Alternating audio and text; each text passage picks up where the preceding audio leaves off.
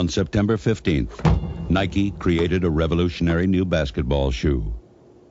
On October 18th, the NBA threw them out of the game. Fortunately, the NBA can't stop you from wearing them. Air Jordans from Nike. Welcome to Steak Hopping Kicks, and happy Band Day, y'all. We like to celebrate the legendary band Black and Red Jordan 1, as well as some of the facts behind that legend, such as the fact that it was actually the Black and Red airship that was banned. But either way, both shoes are getting celebrated. When it comes to sneakers in general, I'm an old head. But when Air Jordan 1 originally dropped, I was pretty young. However, I still have vivid memories of that shoe. The first time I remember seeing it was on the cover of LL Cool J's My Radio album.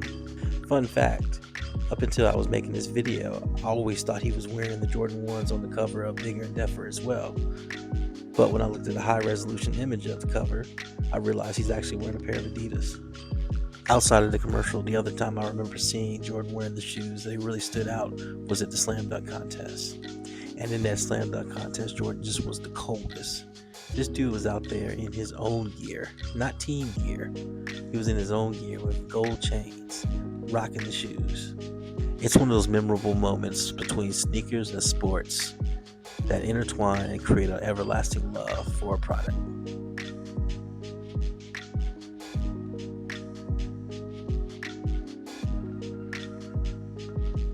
So of course, the reason why we call these the banned Jordan 1s is because they were banned by the NBA.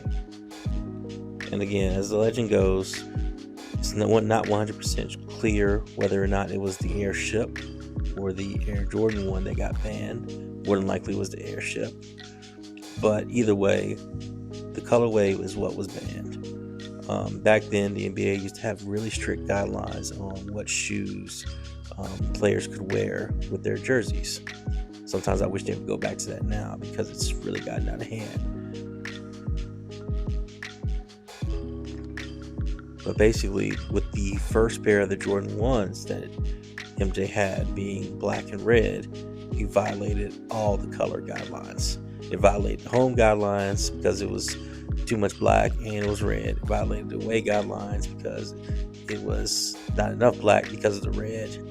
So he was fined $5,000 every game that he wore the shoes. And of course, Nike used that as publicity to make the commercial that you saw at the top of the video. And with the way sneaker culture, hip hop, and young people all align, the Jordan 1 was the perfect symbol of rebellion, symbol of youth. Since the original release and the first set of retros in 1994, the shoe has retroed quite a few times over the years, sometimes as part of a pack, sometimes with added details such as a large X on the back, and sometimes in special materials such as satin, fly knit, or even patent leather. The next release for the shoe is scheduled to be next year in February, sometime around All-Star Weekend or Jordan's birthday probably. This version is going to be remastered in the high 85 cut, so ideally they'll be the most close to the original version back from 1985.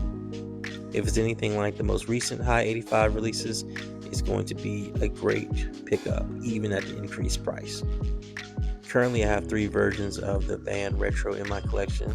I have the 2015 version, I have the Flyknit version, I have the Baby 2015, and then this doesn't really count, but I have the special edition band version of the Air Jordan 31. So what are your thoughts, feelings, and memories about this legendary Air Jordan 1 colorway? Sound off in the comments below. And with that said, thanks for watching, and stay Hopping Kicks.